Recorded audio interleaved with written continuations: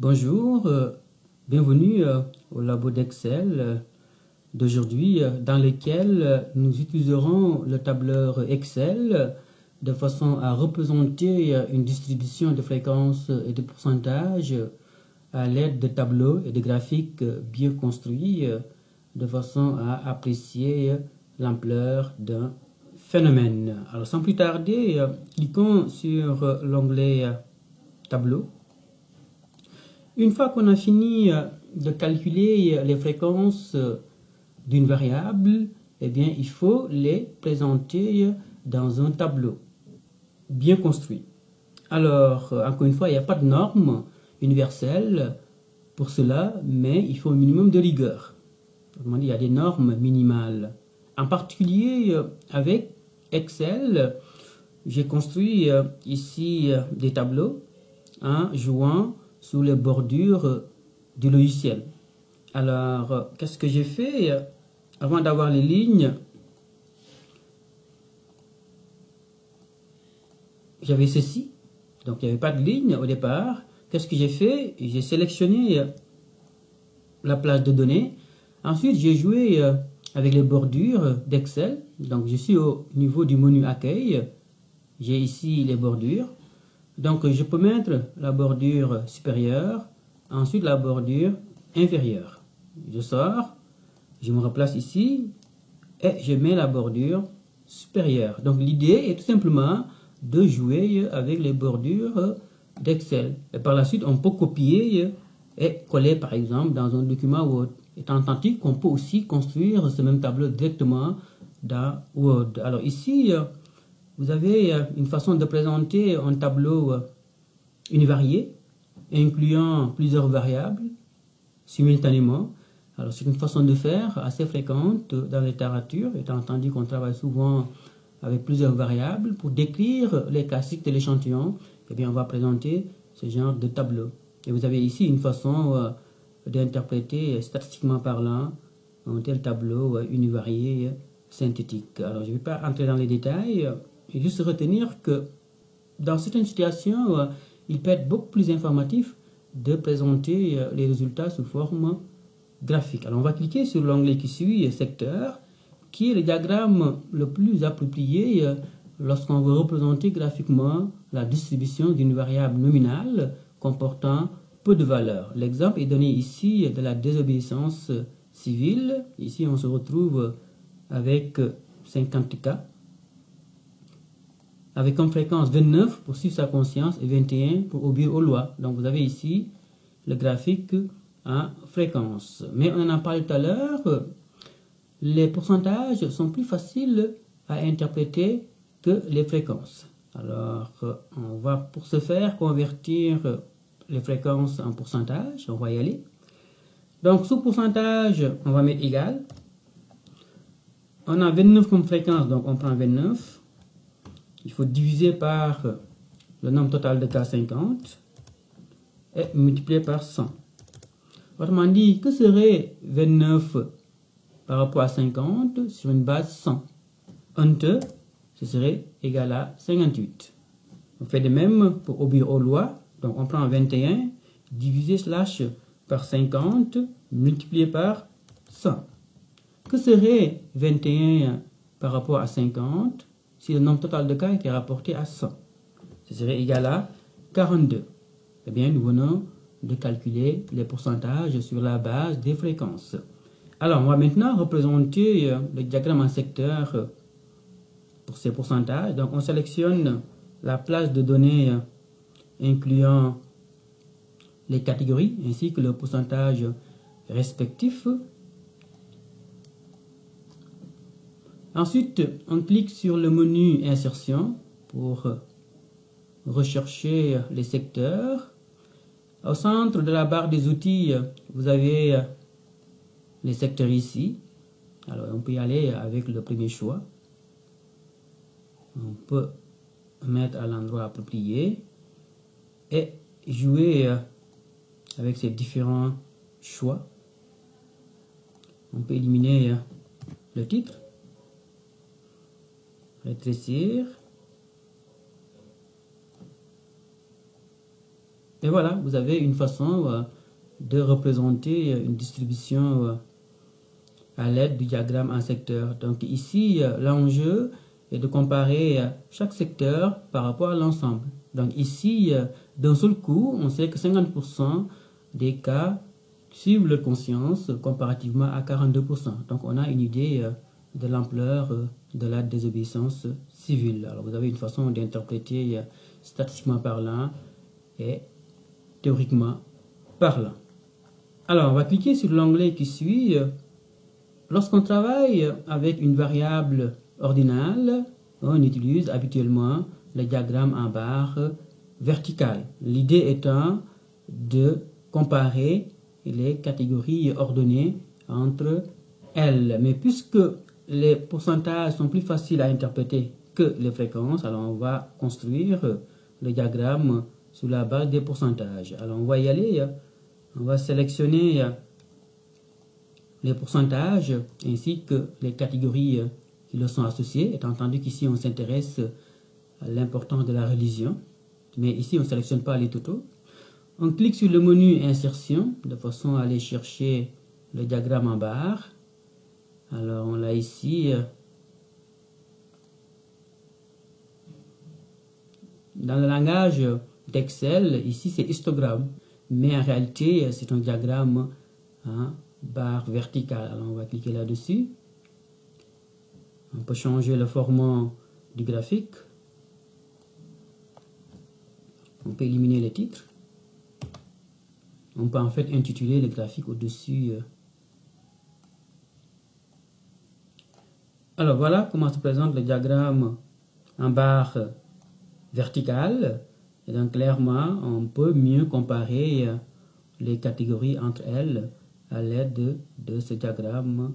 Et vous avez une façon d'interpréter statistiquement parlant les résultats. Que se passe-t-il maintenant lorsque la variable est nominale et comporte de nombreuses catégories? L'exemple est donné ici de la répartition des crimes avec violence. On va avoir une idée sur l'ampleur des crimes en particulier.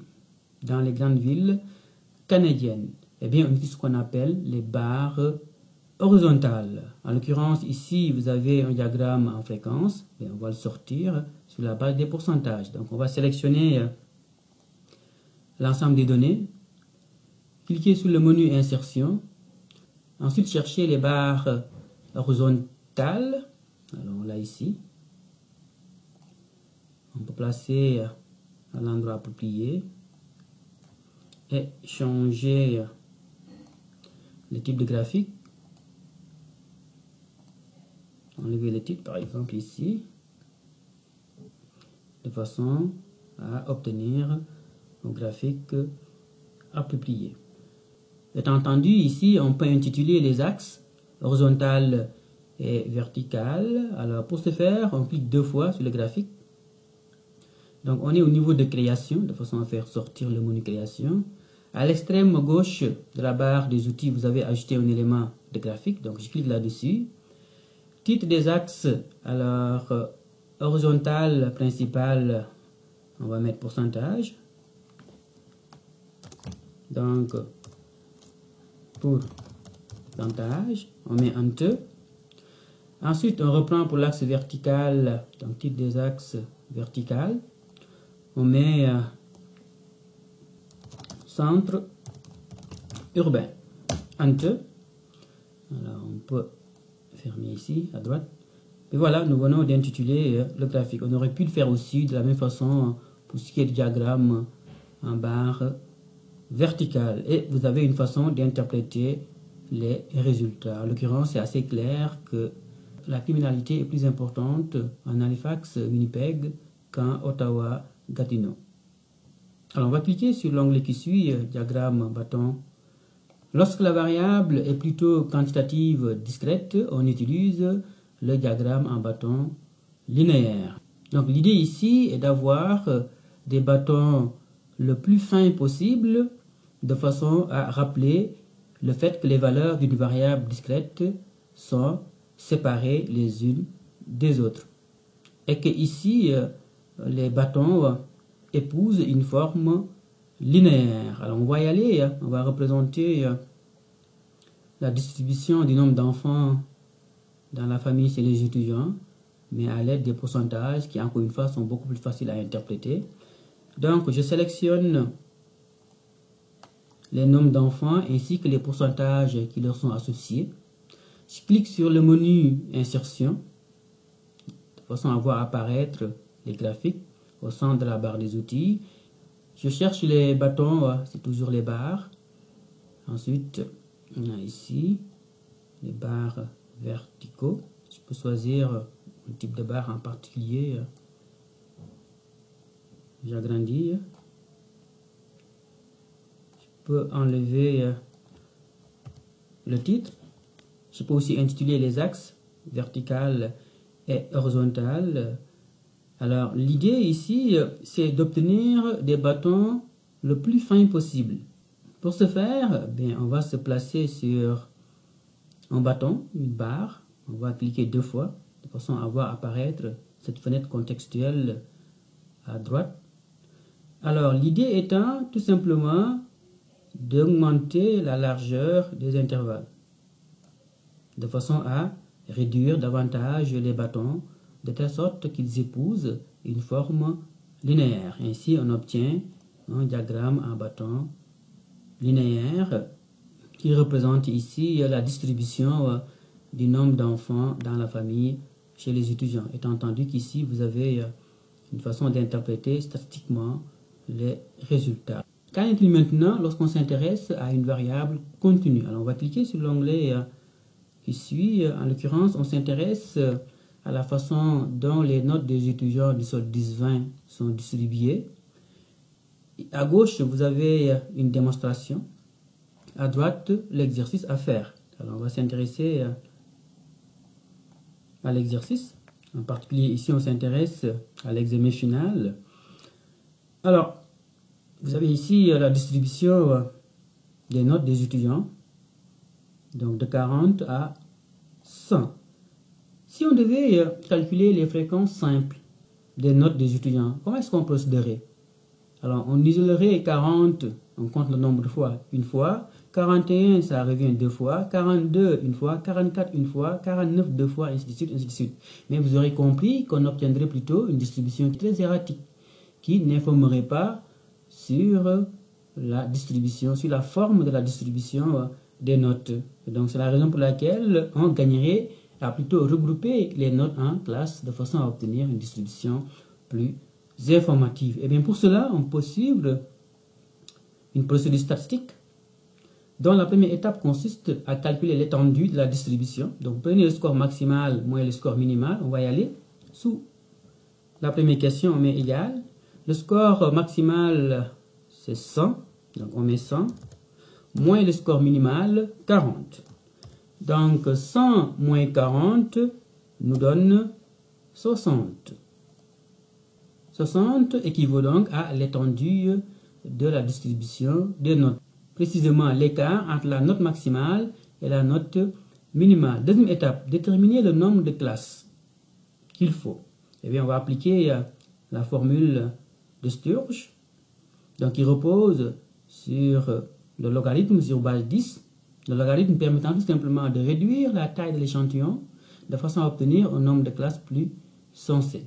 Donc, on en a parlé tout à l'heure, la fonction logarithmique est une forme de transformation qui permet simplement de réduire la taille de l'échantillon de façon à obtenir un nombre de classes plus raisonnable. Alors, on va y aller, on va réduire la taille de l'échantillon ici constitué de 30 étudiants en calculant son logarithme. Donc, on va y aller, égal, logarithme, donc LOG, le logiciel nous propose log tout court ou log sur base 10, on peut y aller avec log sur base 10.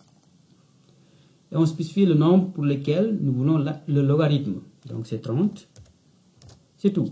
Donc log sur base 10 de 30, enter, c'est égal à 1.477. À partir de là, on peut reconstituer l'équation et calculer le nombre de classes. Donc on met égal. On nous dit qu'il faut prendre 1. Donc on met 1, autrement dit, il faut partir minimalement d'une classe. On nous dit qu'il faut mettre le signe plus. On met le signe plus. Point 3, alors moi je mets point parce que mon ordinateur est configuré en anglais, donc je prends 3.3. Alors je multiplie par 1.477. Enter. Donc 1 plus 3.3 multiplié par 1.477. Enter. Le résultat sera 6, ce qui signifie qu'il nous faut 6 classes. Calculons maintenant l'intervalle des classes, connaissant l'étendue ainsi que le nombre de classes. Donc on va mettre égal. On nous dit qu'il faut prendre l'étendue qui est égale à 60 divisé par le nombre de classes qu'on vient effectivement de calculer selon la formule de Sturge. Alors on met Enter et on obtient 10. Selon la formule de Sturge, il nous faut 6 classes d'intervalle 10 pour cet échantillon constitué de 30 cas. Et bien à partir de là, on peut définir les classes en cliquant sur définition des classes. Donc en l'occurrence, s'assurer que la première classe inclut le score minimal et la dernière classe le score maximal. Étant entendu que on peut ouvrir clairement la dernière classe pour inclure toutes les notes, en particulier les notes extrêmes. Et bien, cliquez sur décompte de façon à avoir un décompte des fréquences. Et voilà, nous venons d'agréger les microdonnées de façon à obtenir des données agrégées sous forme de fréquences. Voilà une illustration de la formule de Sturge à l'effet que chaque fois que la taille de l'échantillon augmente, eh bien, le nombre de classes doit augmenter. Mais il faut que l'augmentation plafonne à un moment donné. C'est pourquoi ça prend la fonction logarithmique. On va maintenant essayer de représenter sous forme graphique les fréquences regroupées. Pour ce faire, on va cliquer sur histogramme, polygone ogive.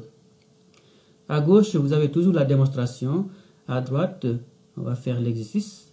En l'occurrence, on va représenter l'histogramme de ces classes que nous venons de construire tout à l'heure.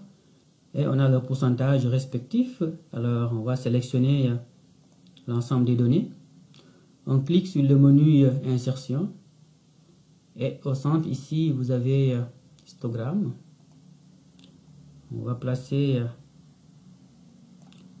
l'endroit approprié. On peut changer de type d'histogramme. Alors, on peut éliminer le titre du graphe. Et surtout, accoler les barres, étant entendu que ce n'est vraiment pas un histogramme ici que nous avons. Donc, on va cliquer 2 fois. Ensuite, au lieu d'augmenter les intervalles, on les réduit au strict minimum, de façon à accoler les barres. On peut maintenant fermer. Et voilà ce qui est un histogramme. Donc, c'est un diagramme où effectivement les barres sont accolées. Pourquoi on accole les barres? C'est pour rappeler le caractère continu de la variable originale, ici, note. Cliquez sur interprétation statistique et vous avez une façon d'interpréter statistiquement parlant de tels résultats. Alors, on peut y aller avec le polygone, autrement dit, représenter visuellement la distribution des classes à l'aide d'un polygone. Alors à gauche, vous avez à quoi ressemble un polygone. Il faut juste retenir que dans le cas d'un polygone, on prend les points milieu des classes. Donc en l'occurrence, ici on prendrait le point milieu de 40-50, c'est 45.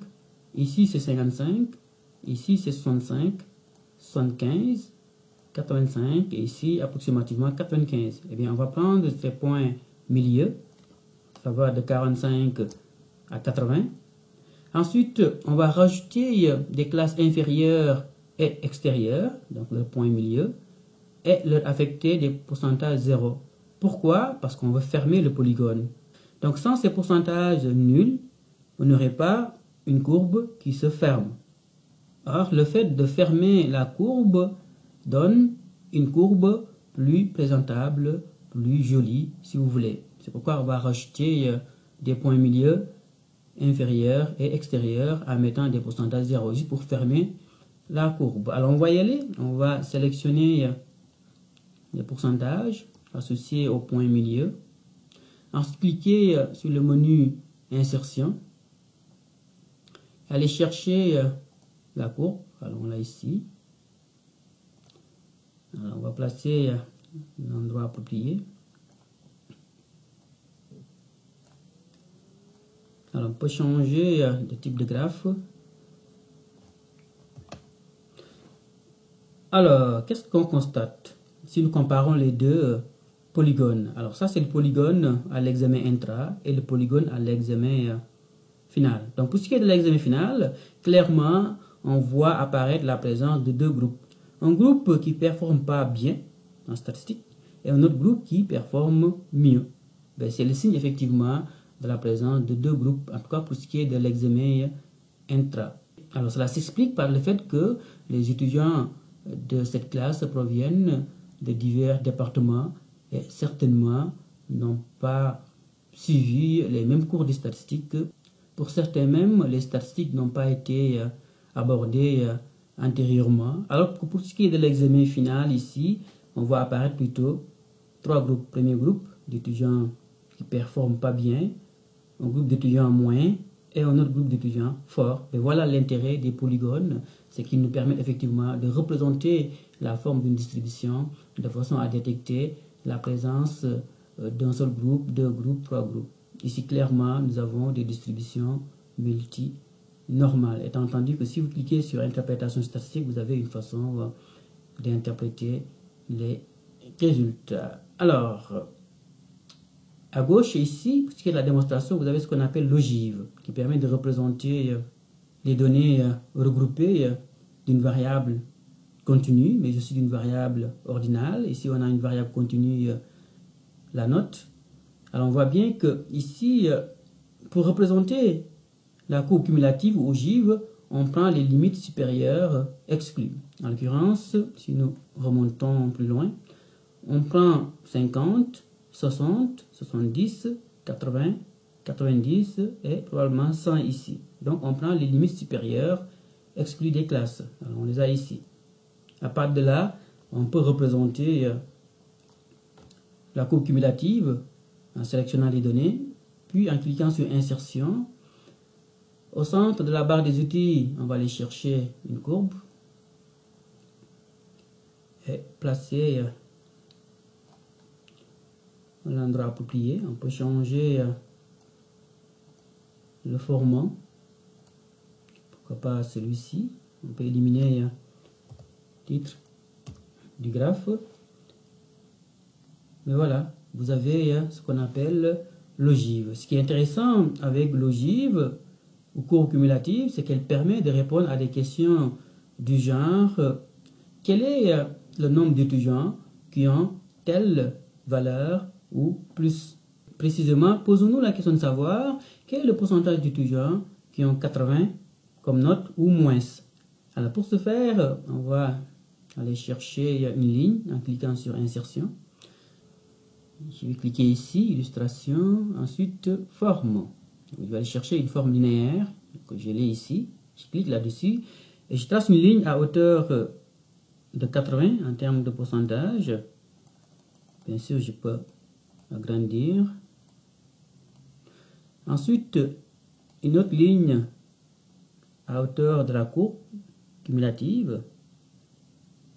Alors, il faut peut-être faire preuve d'un peu de dextérité. Et je peux estimer approximativement le pourcentage d'étudiants ayant 80% ou moins à, disons, 63 environ. Voilà l'intérêt de la courbe cumulative. Elle permet de répondre à des questions du genre quel est le pourcentage de répondants qui ont telle valeur ou moins ou plus. Alors, on va maintenant cliquer sur courbe tendance de façon à représenter graphiquement un phénomène qu'on suit à travers le temps. L'exemple est donné ici de la courbe de tendance du taux de chômage en France. Alors ici également, on compare le Canada et la France pour ce qui est du taux de chômage. Alors, ici, je m'intéresse aux crimes commis au Canada. Donc, je suis ça à travers le temps et je construis deux graphiques. Graphique où effectivement l'axe verticale commence à partir de 0 et un autre graphique où l'axe commence à partir de 4500. Mais c'est basé sur les mêmes données. Étant entendu que les deux graphiques ne semblent pas avoir la même allure. Justement, supposons qu'on soit dans un processus de négociation entre le gouvernement et le lobby des armes à feu sur la question du contrôle des armes à feu. Lequel des deux camps, selon vous, aura tendance à utiliser, par exemple, le graphique 2? Est-ce le gouvernement ou le lobby des armes à feu? Question. Réponse, il me semble que le gouvernement aurait peut-être intérêt à présenter ce graphique parce qu'on le voit bien, à partir de 1992, le nombre de crimes a commencé à chuter assez drastiquement. Donc le gouvernement pourrait faire valoir l'efficacité de ces politiques qui ont commencé à donner des résultats. Alors que le lobby des armes à feu peut-être aurait tendance à présenter plutôt ce graphique, le premier, de façon à défendre que de manière générale, même s'il y a une chute du taux de criminalité depuis 1992, ben, la chute n'est pas aussi dramatique que ça. Et que par conséquent, les Canadiens ont besoin de se défendre. Et que la criminalité est toujours aussi importante qu'en 1992. Ben voilà une façon effectivement d'instrumentaliser les statistiques, ici les graphes. Et donc clairement, si une figure ne ment pas, ben, on peut y faire figurer des mensonges.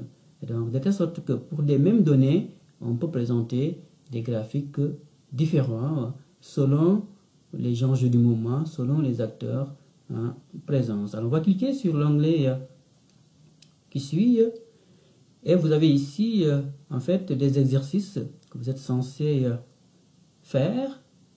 Alors si vous avez le temps et puis la motivation, vous pouvez faire ces exercices. Étant entendu que si vous cliquez sur réponse, vous avez la réponse pour chacune des questions. Alors, par exemple ici, vous cliquez ici sur réponse, vous avez la proportion de femmes.